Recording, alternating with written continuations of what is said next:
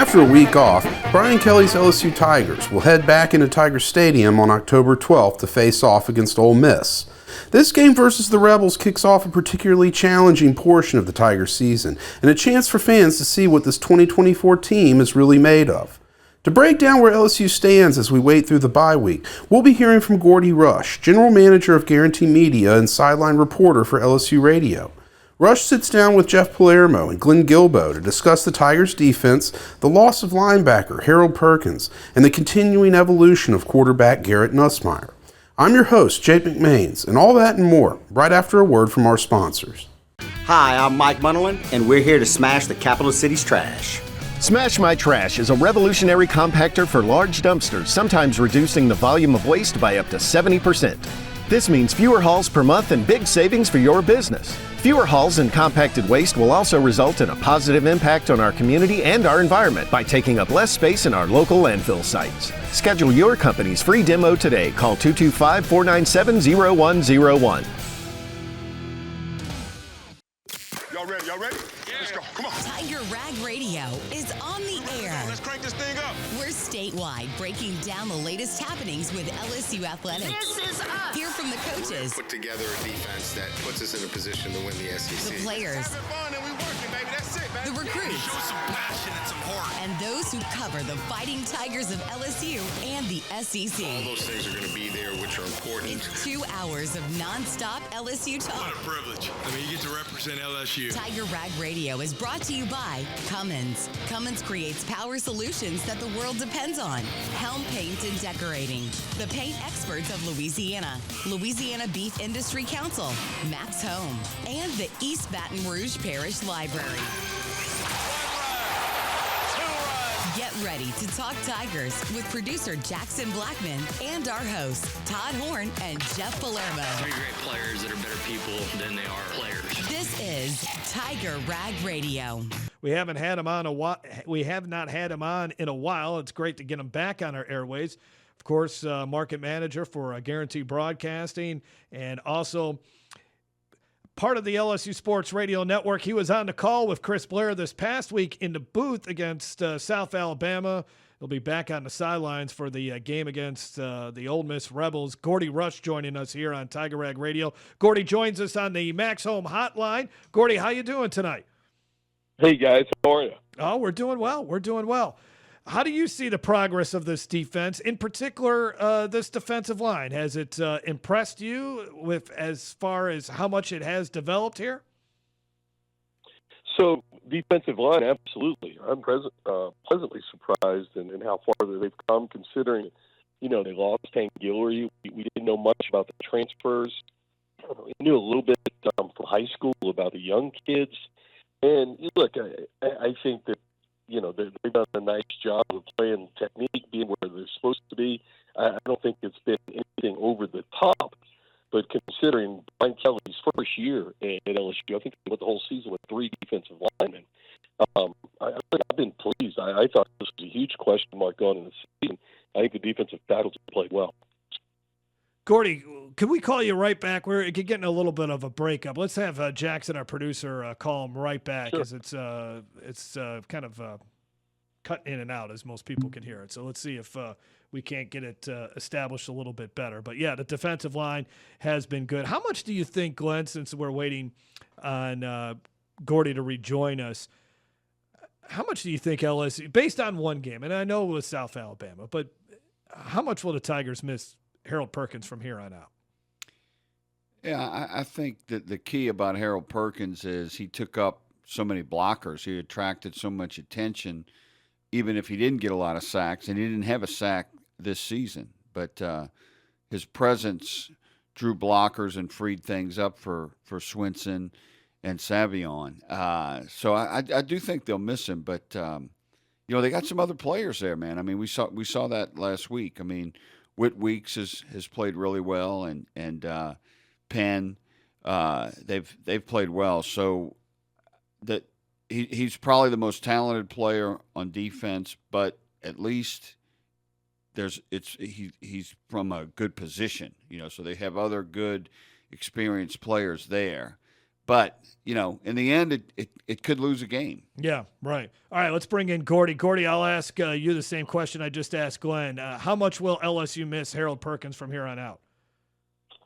Well, I think you miss the biggest thing that you miss about Harold Perkins. I think if you're LSU, is going back to the South Carolina game. You can tell other offensive coordinators were rotating blocking schemes towards his direction and making sure he was accounted for in the box. And I think it helped guys like Weeks and Swinson taking nothing away from him, but it got him some one-on-one matchups. In terms of, I think he was still struggling to find his spot in this defense and playing off the ball. On third down, when they went to that sub package and he was on the line of scrimmage, they'll miss him there. But I think it's definitely missing. It's a miss, but I don't think it's a huge miss right now. Hey, Gordy, Glenn Guilbeau here. We've been talking a lot about the safety position. Who do you think should start at the two safeties, and who should play a lot there after the two starters? Well, it's great. I've been an advocate of settling on two guys, right, and getting them to play a little bit. Burns was starting to settle in at safety until Perkins got hurt. I think he's going to be exclusively at the star. I think McBride has a huge upside. He's going to make some errors right now, and especially going into a game like Ole Miss where Lane Kiffin, everybody's scheming against our safeties, right? Everybody's trying to run a lot of eye candy, meaning a lot of motion, a lot of movement, trying to get them to blow an assignment, miss a lane, and then they're throwing on the safeties. Everybody's been throwing on our safeties.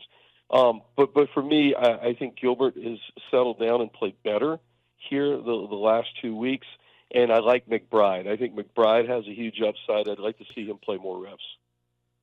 Yeah, he seems like he's coming along. Wouldn't you say this was his best game, the South Alabama game, Gordy?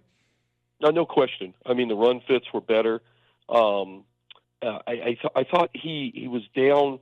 He was playing a little too deep, and I thought he was able to step down a couple of yards. He was more involved in the game, and again, it just seems like he was more sure of his angles. And a lot of times, safeties are going inside out, right? Inside out to the football. And he's a big physical kid. I saw him play at Denham Springs. I think he just needs some reps. A guy that's gotten a lot of reps now here over the last year and a half is Ashton Stamps. How have you seen him improve, Gordy? I think it's been fantastic. Getting Corey here has helped him tremendously. His confidence is much better. He's put on some weight, so he's more physical at the jam, and he's done a great job in man coverage. I've been impressed with Stamps. I think, the question for everybody is can they get Zy Alexander back? They desperately need Zy Alexander back on the other side of the ball to play Trey Harris and Ole Miss next week, because they've struggled with that backup corner position, or the cornerback opposite Stamps. It's time to start betting on yourself. Louisiana 988 can help if you're dealing with tough emotions caused by gambling habits. You can share as much or as little as you want, and it's completely confidential. It's free, available 24/7, and most people who reach out report feeling better right in the moment. Call or text 988 anytime.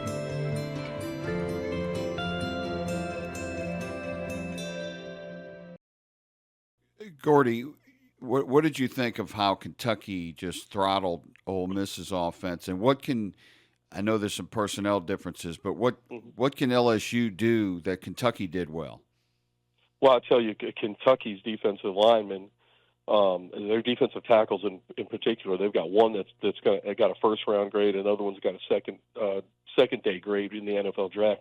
Glenn, they just rolled them over. And I didn't realize, but I watched the film and I went back and listened to some of the experts, if you will, on Ole Miss. But Ole Miss has been struggling there. They've been inconsistent. They've had injuries on that side of the football. And for an Ole Miss team, and especially Lane Kiffin, a lot of people I think about Lane Kiffin wanting to throw the ball over the joint. He's a spread the run guy, and he always likes to get his quarterback involved in the run game.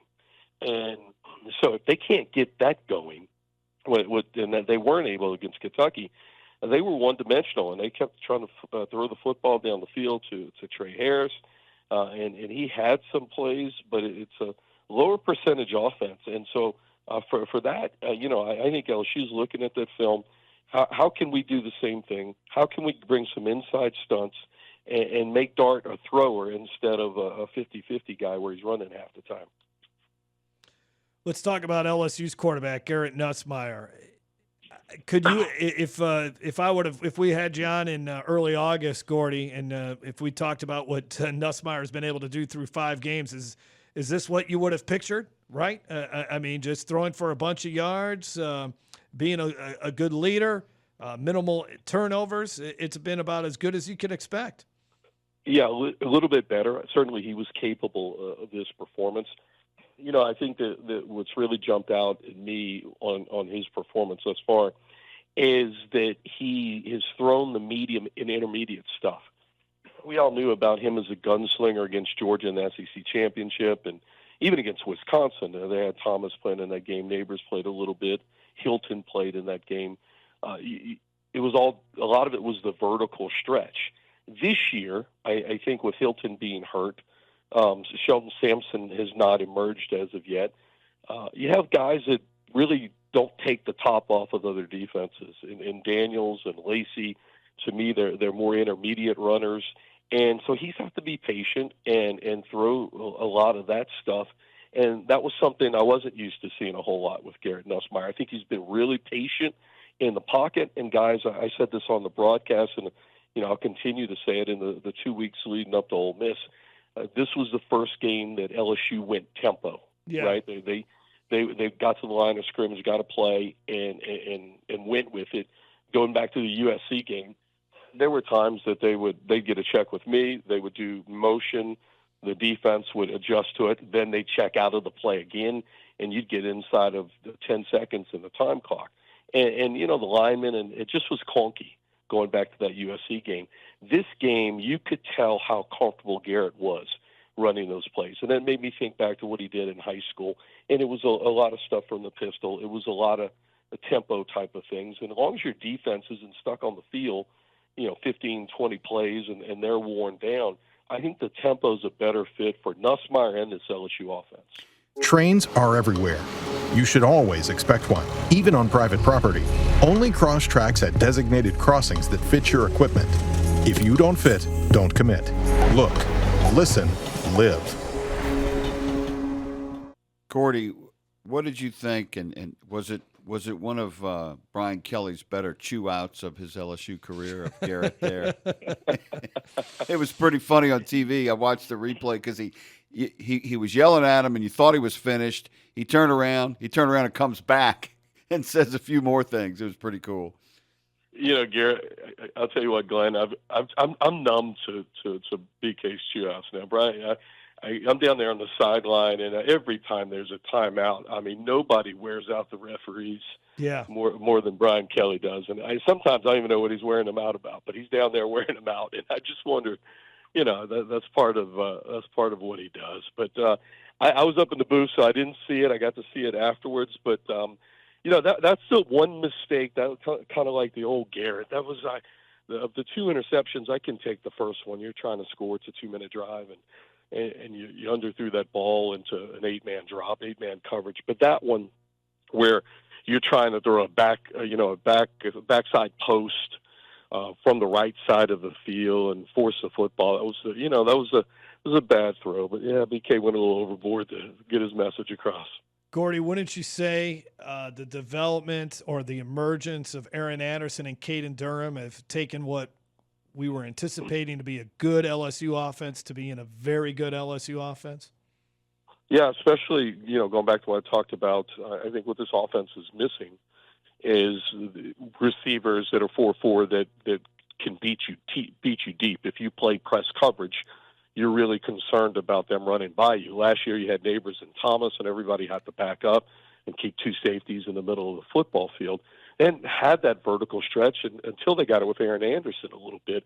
I think the South Carolina game was the first time he caught some post routes in the middle of the football field, and you don't expect that out of somebody 5'10". So yeah. I think he's been, he's come a long way since he's transferred from Alabama, and he's really become a complete receiver. I've been impressed with his game.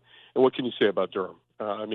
the patience that he has, right, for a true freshman, the ability to wait and let all the play develop. Saw a lot of that against South Carolina. I love the way he runs north and south, and he's a track star. So if he gets the ball in space, he's gone. So, again, something that was missing from that running back field, right? I think is Jackson's still finding his way right now, and Josh Williams is fantastic. He's never had that gear to run away from people. It's a concern. You know, now if he's in the football game, if I'm a defensive coordinator, I've got to worry about playing man-to-man because that's a matchup problem. Whoever's got to go get him. He juked the free safety on that first touchdown pass. Hey, I got one more question for you, Gordy. This team has certainly improved quite a bit through the first 5 weeks, but what are some questions that you're looking to still get answered by this team that will get answered based on the competition they're going to play here, starting with Ole Miss a week from Saturday? Well, for me, I'll go back to offense. When you get to play the good teams, and you're going to play a little bit of that against Ole Miss, can you beat man coverage? Right? Can you beat man coverage? If I'm a defensive coordinator, I've seen that LSU has had problems blocking defenses that put numbers in the box, and I'm not afraid to put those numbers in the box if you can't beat me over the top. So can they get more consistent with somebody? Is Chris Hilton ready to play, or whatever it might be? So that's a part of the offense that I'm curious about. On the other side of the ball, and Glenn asked me about it, it's stopping. It's the safeties, the middle of the football field.